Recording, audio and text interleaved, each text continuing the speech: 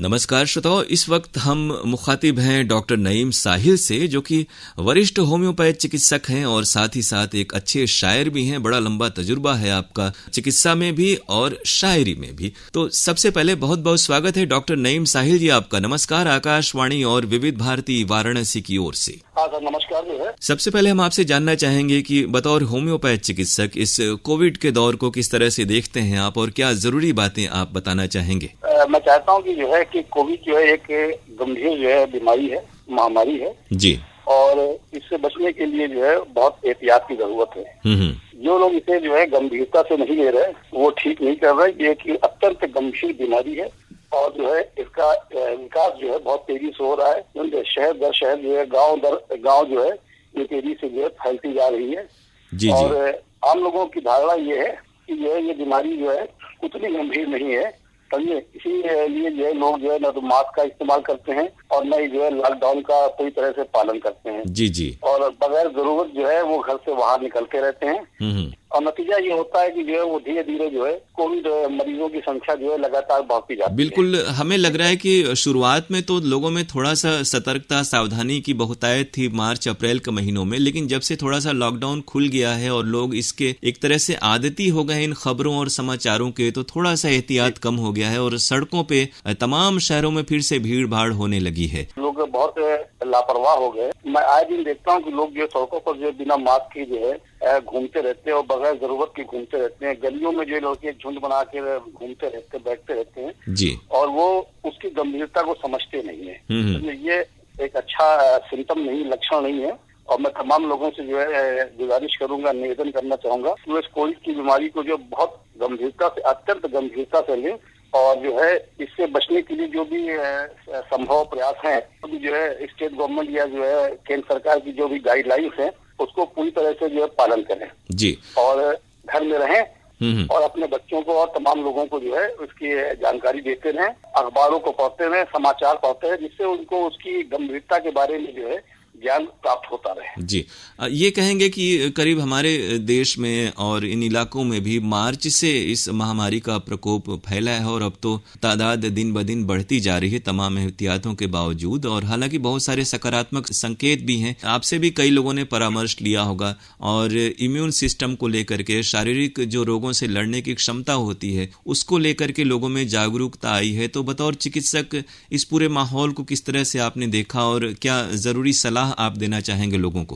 मतलब चिकित्सक जो है, मेरे पास भी जो बहुत सारे जो मरीज आते हैं जिनको सर्दी है, जुकाम है, खांसी है, गले में दर्द है, ठीक है, क्योंकि होम्योपैथिक जो है वो सिम्टोमेटिक जो है ढंग से जो है बीमारियों का इलाज करती है। जिनमें जो है कोविड जैसे लक्षण नहीं दिखते हैं जी जी, उनको जो है होम्योपैथिक सिस्टम ऑफ ट्रीटमेंट के अनुसार जो है दवाएं जो है प्रोवाइड करते हैं और उन्हें ठंडा पानी पीने से जो है मना करते हैं। और मेरी कोशिश ये रहती है कि वो कम से कम जो है दिन में 1-2 बार जो गर्म पानी पिए, निरंतर एसी के संपर्क में अंदर रहें और बहुत ज्यादा जो है ऐसी चीजें जो खट्टी चीजें हैं जिनसे जो गला खराब होने की चांसेस रहते हैं, तो उससे भी बचने की जो सलाह देते हैं। और एसी की जहां तक आपने बात की, तो हम लोग जैसे दफ्तरों में हैं जहां पर तो एसी लगातार चलते रहता है, या फिर इन दिनों इतनी उमस और गर्मी हो रही है कि लोगों को थोड़ा सा आदतन हो जाता है कि जो है ये एसी को चलाना पड़ता है। तो भी ऐसे में क्या एहतियात बरतना चाहिए आप जो बता रहे हैं?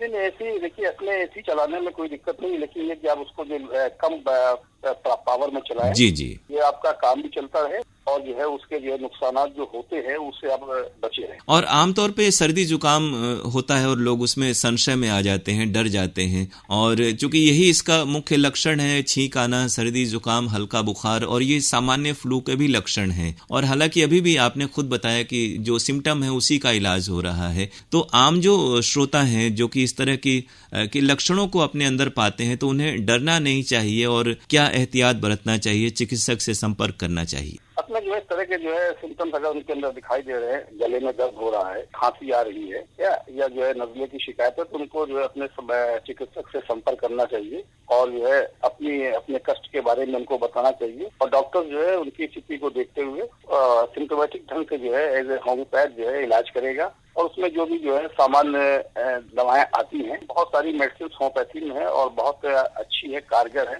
क्योंकि आम मरीज को पता नहीं होता ये आम सर्दी खांसी है या कि जो कोविड का लक्षण है। तो बहुत डरे हुए भयभीत आते हैं, हम उनको समझाने की कोशिश करते हैं कि आप दवा कीजिए और होम्योपैथिक मेडिसिन जो है निरंतर लेते रहिए, परहेज करते रहिए, और ऐसी कोई खास बात नहीं है। इस तरह के जो है कोविड जैसे सिम्टम्स आप में दिखाई नहीं दे रहे, तो मैं उन्हें जो है सांत्वना देता हूँ और वो दवा ले जाते हैं और 2-4 दिन दवा खाने के बाद वो ठीक हो जाते हैं। अभी आपने गर्म पानी के सेवन का जिक्र किया, तो आमतौर पे कहा जा रहा है कि शरीर की यदि प्रतिरक्षा प्रणाली मजबूत है तो व्यक्ति इस बीमारी से क्या किसी भी परिस्थिति और बीमारी से लड़ सकता है मजबूती के साथ। तो होम्योपैथी में या फिर आम खान पान में किस तरह की चीजों का ख्याल रखना चाहिए ताकि व्यक्ति की जो प्रतिरक्षा प्रणाली है, तंत्र है, वो मजबूत रहे?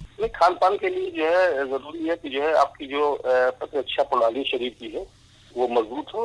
उसके लिए जो पौष्टिक जो है भोजन की आवश्यकता होती है, जिसमें जो आप फ्रूट्स का इस्तेमाल कर सकते हैं, जिसमें जो है प्रोटीन से भरपूर चीजों का इस्तेमाल कर सकते हैं, और इसमें जो है आप विटामिन की जो टैबलेट्स आती हैं वो ले सकते हैं।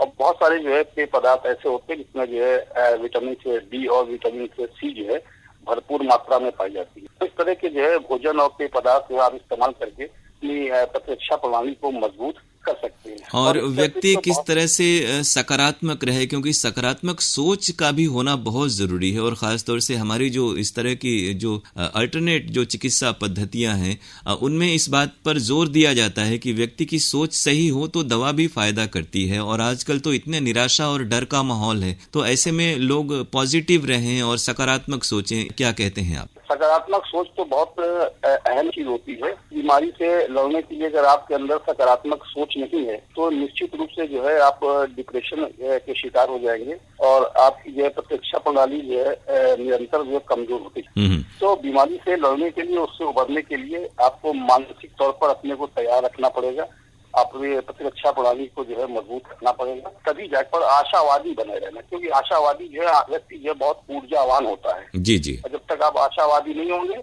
तब तक जो है किसी भी बीमारी से या किसी भी संकट से जो है आप उबर नहीं सकते। और आपकी साहित्य में भी गहरी अभिरुचि है, खासतौर से गजलें भी आप एक अरसे से लिखते कहते रहे हैं, तो लिखने पढ़ने का जो क्रम है वो इस कोरोना काल में कैसा चल रहा है आपका? लिखने पढ़ने का क्रम जो है कोरोना काल में चलता रहता है, क्योंकि व्यक्ति के पास समय रहता है। जब भी हमें समय मिलता है थोड़ा बहुत जो है तो कुछ लिखने पढ़ने का काम हो जाता है, क्योंकि शौक है, शौक तो कभी मरता नहीं है। जी जी। और तो ऐसे ही जो शौक है उन्हें जागृत रखना चाहिए, और जैसे गीत संगीत है, अच्छा साहित्य है, ये सकारात्मक सोच लाने में बहुत ही मददगार होते हैं। बिल्कुल बिल्कुल। अपने व्यक्ति के अंदर जो शौक होता है वो उसको ऊर्जावान बनाए रखता है। वो चाहे कैसा भी शौक हो, चाहे वो शतरंज खेलने का शौक हो, चाहे वो स्पोर्ट्स का शौक हो, चाहे वो संगीत का शौक हो, चाहे वो कविता लेखन का शौक है। तो कुछ पंक्तियां आप चलते चलते अगर सुनाना चाहें जो आपके स्मरण में हो। गजल के चंद अशआर जो है मैं हाजिर कर रहा हूँ। स्वागत। मिट गया होता मगर जिंदा हूँ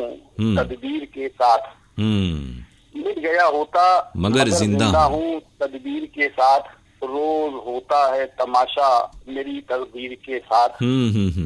वाह। और क्या जरूरी है कई ख्वाब सुनहरे देखूं।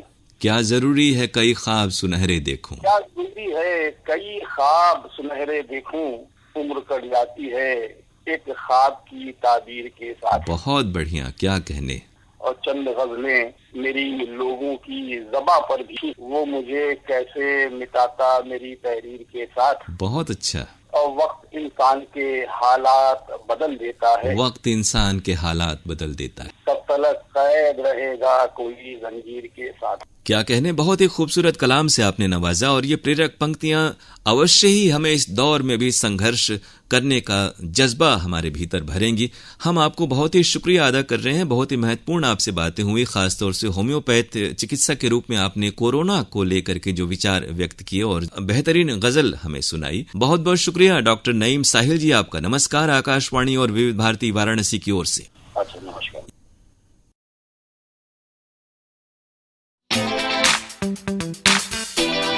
Thank you.